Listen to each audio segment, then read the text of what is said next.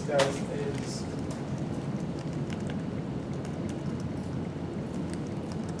okay. So the state sets a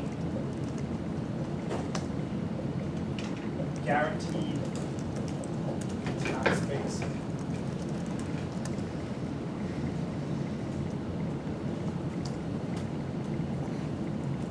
And rewards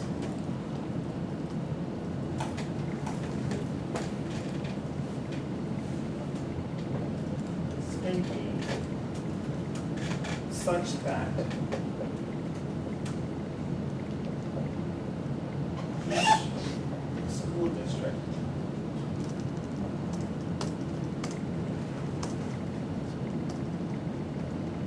can function as if had guaranteed tax base. Okay. So let me write this out in equation form. Give me a second to catch that up.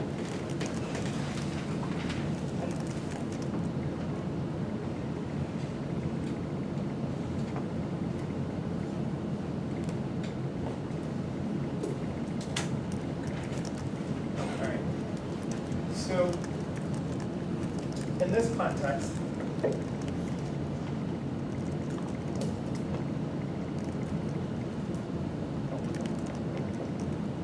so state A, state S, district D is going to be the guaranteed tax base in state S minus what I'm going to call the actual tax base in state S.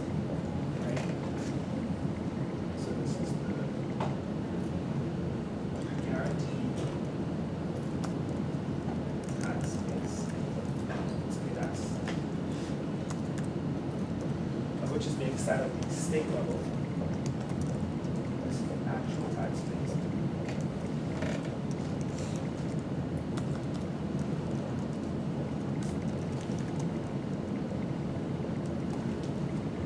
Multiplied by the local tax rate.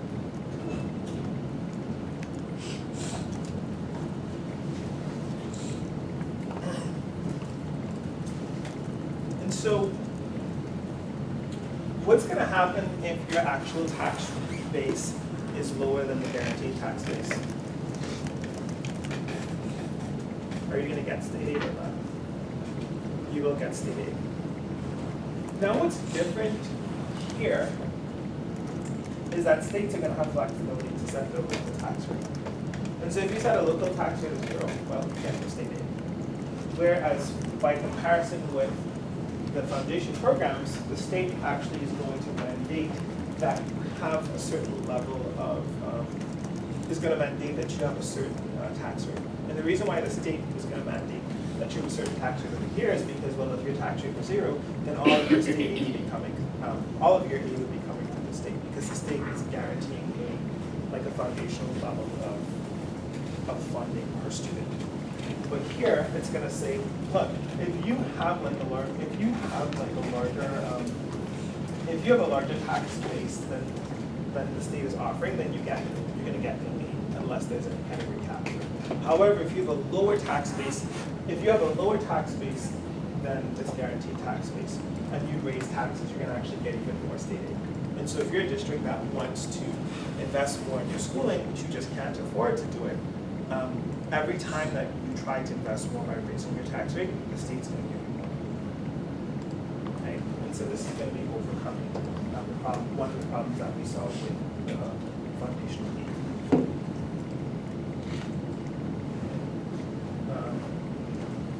So this is going to give districts flexibility to set tax rate. They have flexibility over there as well too, but they have to be above a certain minimum.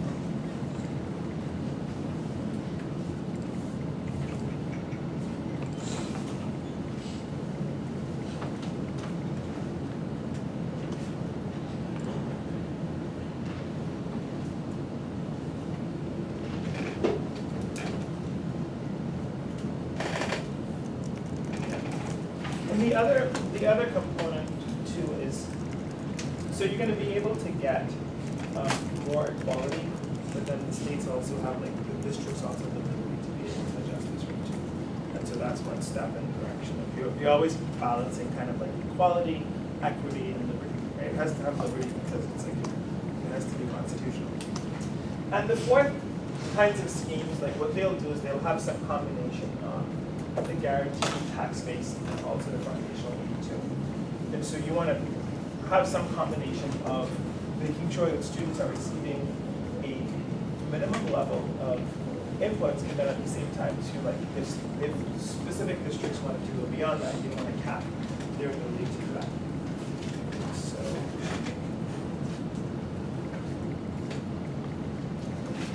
the fourth type is going to be a combination of foundation program and guaranteed tax base program.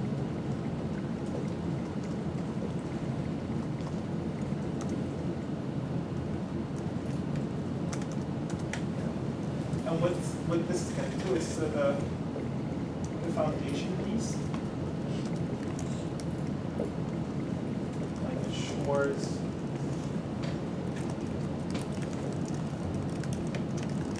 a minimum level of education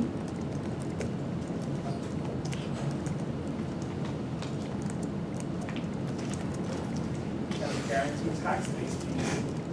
What that's going to do is that's going to promote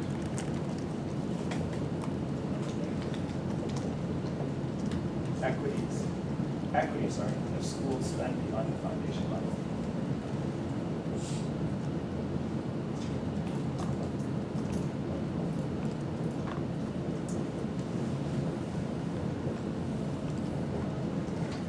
So you can have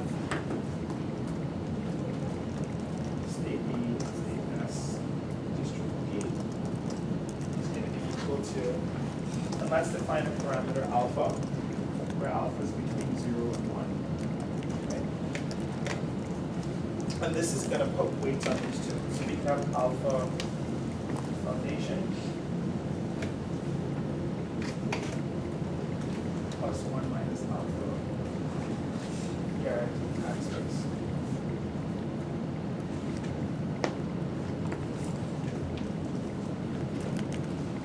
And so if alpha is equal to 1, then it's just a foundation program. If alpha is equal to 0, then it's a guaranteed tax base program. But if alpha is between 0 and 1, then you have some combination of these two types of programs. All right. And like these formulas are reasonably easy to like deal with. And so something that would not be like out of the scope for the final can be to say, okay,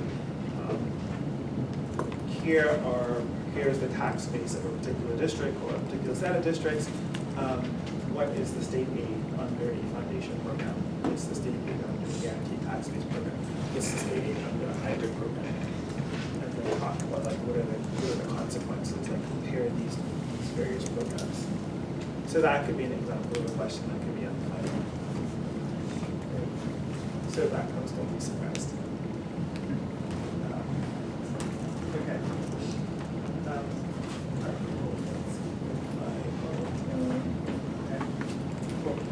And there are some other schemes as well too.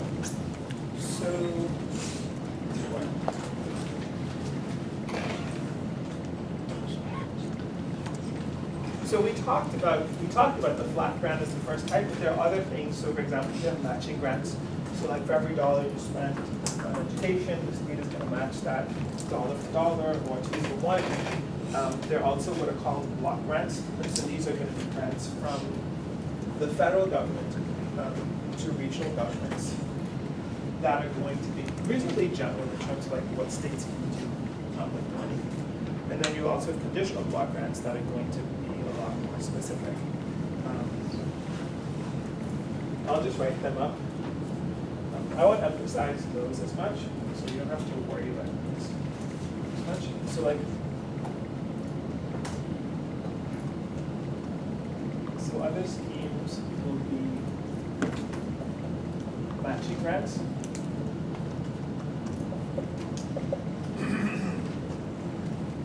And so where you've got the state and federal government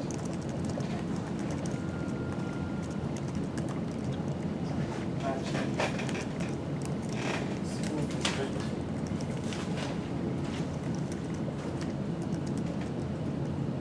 spending on education.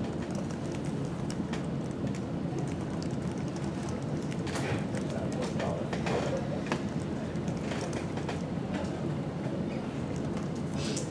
So this would be very similar to like if you've seen people do fundraising campaigns where they say, well, for every dollar that you donate, person X is going to donate $5. So that would be an example of that. Block grants.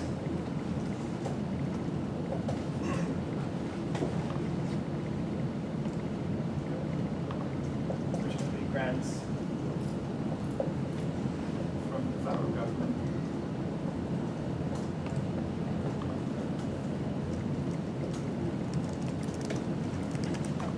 Regional governments. In general set of guidelines.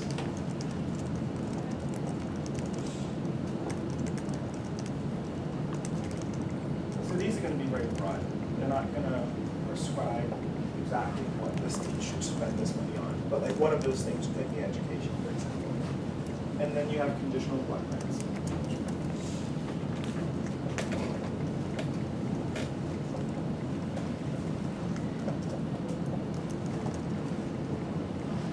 And these are going to be more tightly tailored for specific expenditure.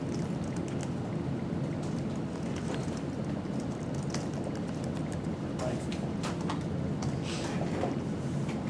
if you reduce your student-to-teacher ratio by this to that, we will pay you X amount of dollars to incentivize these specific actions. Now, these schemes are gonna, some things to keep in mind is that these schemes, like all of these schemes are gonna differ in terms of the conversion rate. So like, does one additional dollar raised through taxes translate into additional dollar on spending? And then also they're gonna have differences in terms of both they're gonna have differences in terms of like price effects and income effects. And so that's going to impact how people are going to respond, and then there are also going to be distortions in terms of the incentives that will be to invest in education, right? So for example, like if there's a program where you have recapture, where anything that's above the threshold level, the state captures that and distributes that to the district, you're going to be less likely to want to invest in these kinds of programs.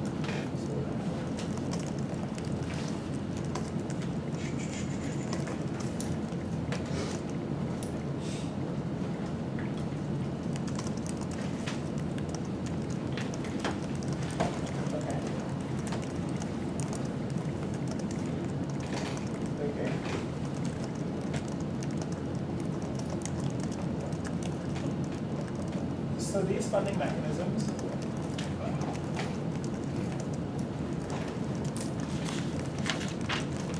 will differ in one, what we call the tax price.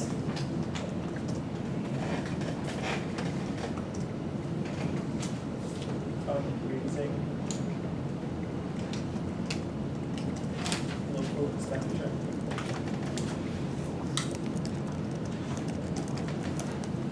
That is for every $1 increase in taxes, how much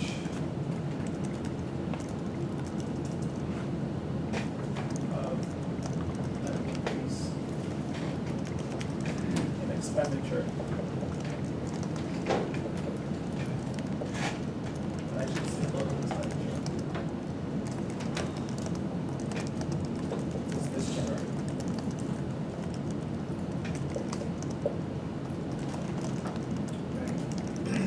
So for example, you can have a situation where multi-districts increasing taxes is not going to increase expenditure, is not going to increase expenditure on education because of these restrictions imposed by the state, in which case there's no benefit to increasing expenditure. Each dollar increased actually leads to $0. Each dollar increased by taxes might lead to $0 increase in the actual expenditure on education, right? If you're below the cap, if you're above the cap, for example.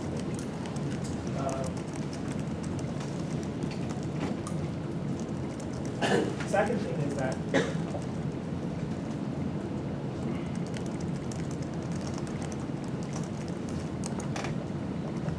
the tax changes.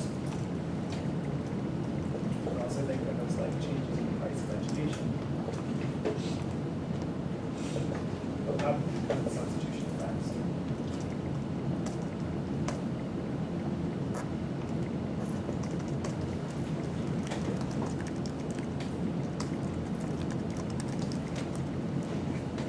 So for example, more taxes, better schools, house prices go up because schools are funded by local property taxes.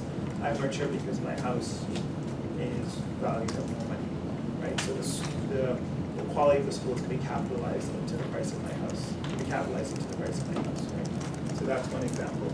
Also too, if you think about it as, well, what happens is just the price of education has gone up, right? Like if I'm spending more, so do I go to a private school? Do I go to another district where things will be cheaper to? And so we should think about this as being for individuals. And then the third thing is they're also going to change the incentives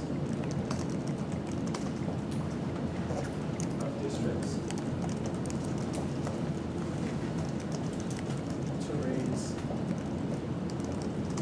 local revenue.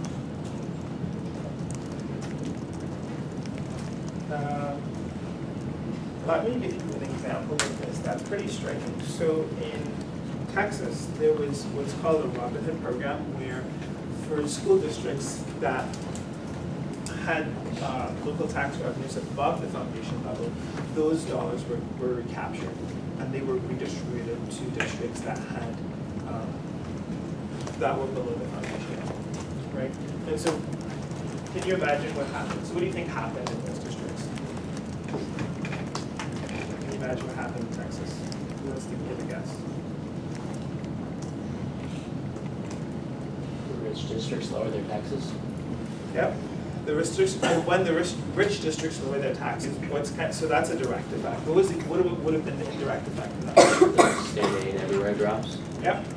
And so the poor schools are not able to be funded as well, right? Now, what's another indirect effect? So the rich schools lower their taxes, and so what happens to the quality of education in those rich districts? Also drops. Yeah. And what happens to house prices? Also drop. And why do the house prices drop? Because those districts, the prices used to be driven by that district spending more money on schooling. Now that's not the case. Exactly. So you had the quality of education being capitalized in the housing prices. And so you have this story of like all of these unintended consequences, right? By increasing the redistribution, that diminishes the incentives of wealthier districts to actually raise more tax revenue. And so they raise less tax revenue. Therefore, you have less tax revenue to subsidize the poorer districts, right? That's one indirect effect. And so now the state has to kick in more money to keep education at the same level.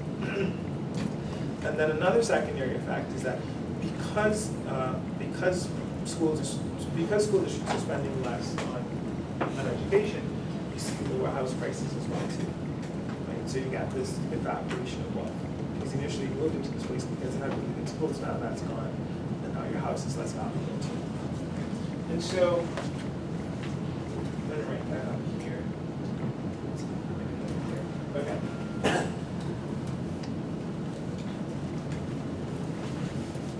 And if you want to read about this, there's a really great paper by Carolyn Hoxie and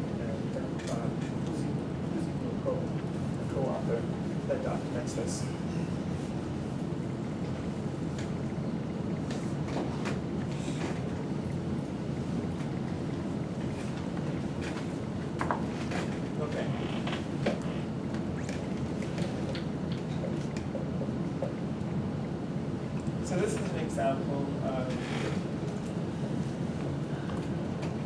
school finance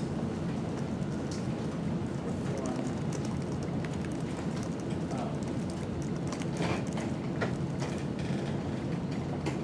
With unintended consequences.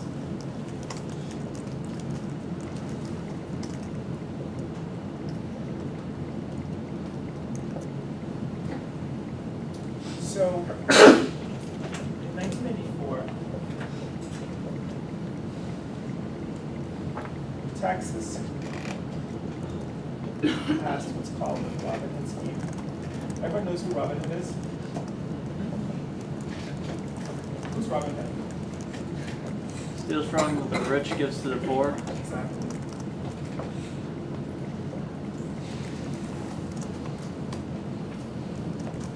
School finance reform. And the idea is just redistribute money from the rich districts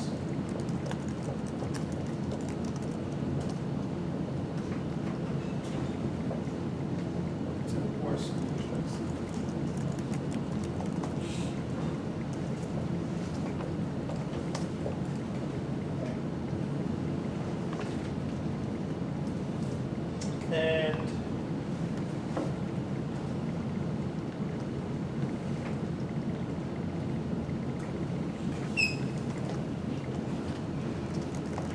And this was a three-tiered system that had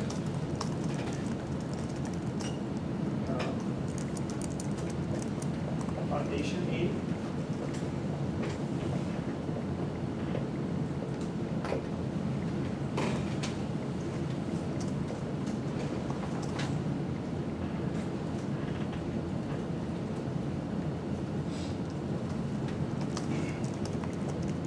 guaranteed revenue component. So this is like our guaranteed tax base. And then the third thing that I've had is what's called the capture.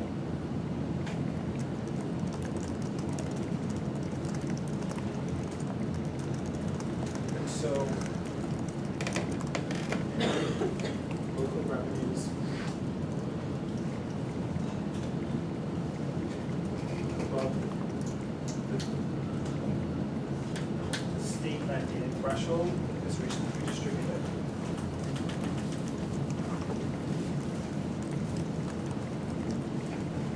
Let's give you a moment to catch up, right? So the third component was any local revenues above the state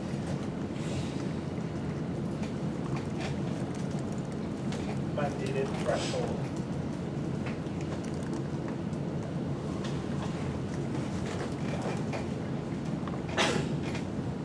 is redistributed.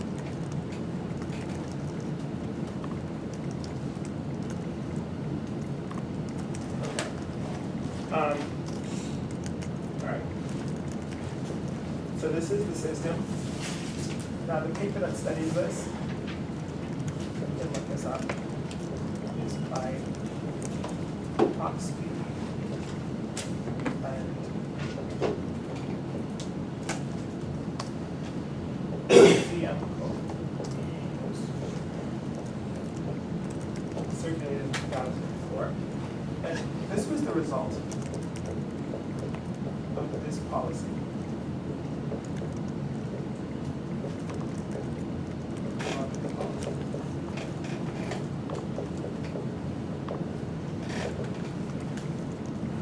So what it did was it closed the gap between school students in the rich districts and the poor districts by $500, but it did it at a cost of $27,000 per people. And so in aggregate, it destroyed about $81 billion in real estate value in the housing market in Texas. And so one of the points of the paper is that if the government had an efficient way of just capturing this money from homeowners in Texas and investing it in the market, they would have been able to like fund public education everywhere in Texas. So this was like a kind of like a classic result in economics, where it's not just good enough as a policymaker to have good intentions. but you actually have to have like, good results to it, right? Which is why in this course it's important for you to think like economists, right? And when we get to the final, like I'll walk you through examples of things like this here. We say, okay, here's a particular policy. Let's look at what the effects of this policy. And let's try to understand the impacts of it, and let's understand the mechanisms. So in the case of the Robin Hood policy, we talked about, in the case of the Robin Hood policy, what we talked about was, there's, because of this recapture motivation here, where anything above the threshold gets redistributed 1-for-1, you have a situation in which there's no incentive for rich districts to raise tax revenue. If they don't raise tax revenue, the poor districts are not going to be subsidized. They're just going to drop in the rich districts, and then they have even less of an incentive to invest in education, right? Decoupling the property values from the provision of local public goods, and you get this huge deluge of unintended consequences.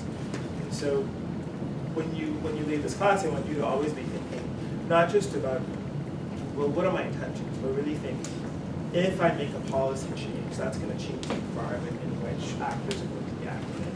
And remember at the beginning of the class when we solved our profit maximization, when we solved our demand functions, what were some of the things that we computed at the end of that to figure out what happens when you change stuff? What are they called? We change parameters of our model. Comparative statics, right? Yeah. So that's one example, right? So comparative statics. Okay. So the result of the Robin Hood policy is it reduced funding inequality between rich and poor schools by $5 per pupil.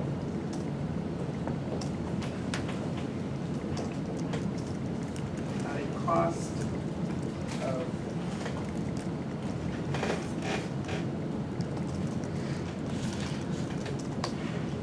destroying an average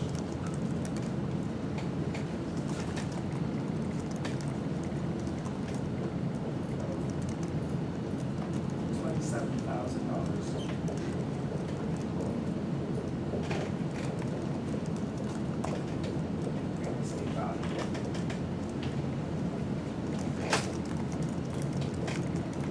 And when we think about this,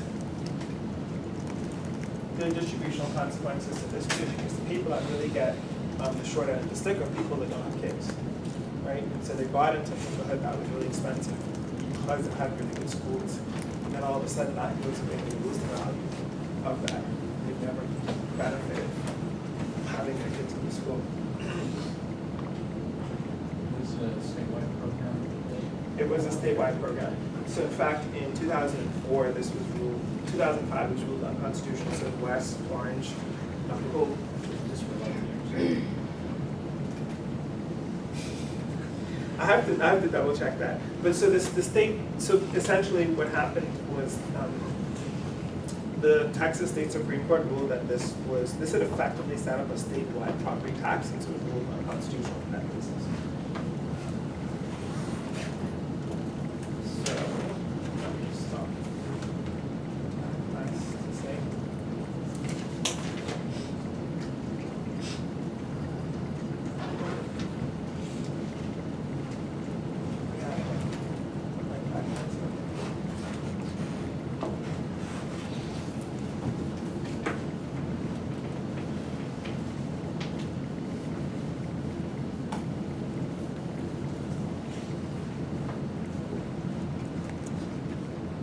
So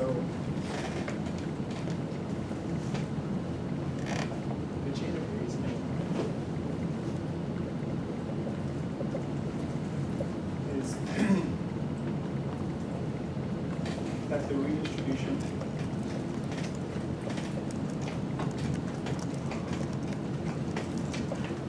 from wealthy districts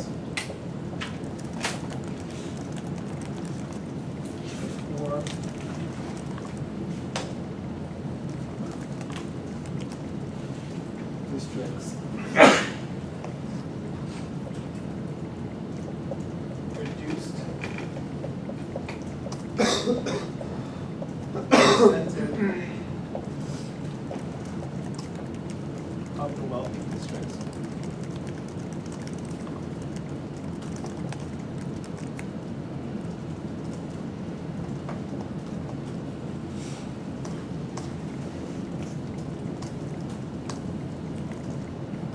To raise revenue for school expenditure. Right? And what this did was it lowered the expected class subsidy to poor districts.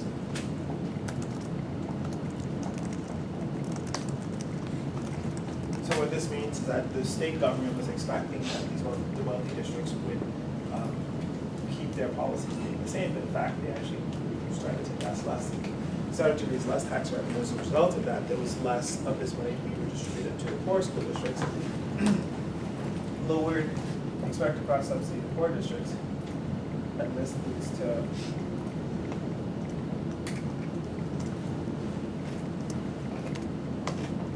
and also lowered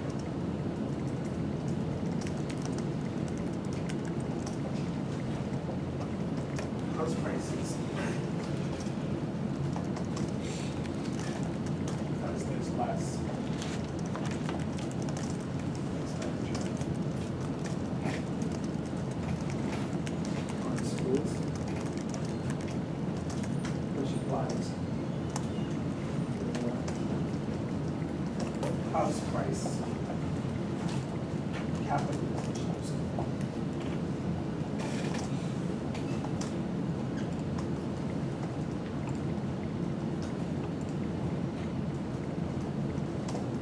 Okay. We have like 2 minutes left.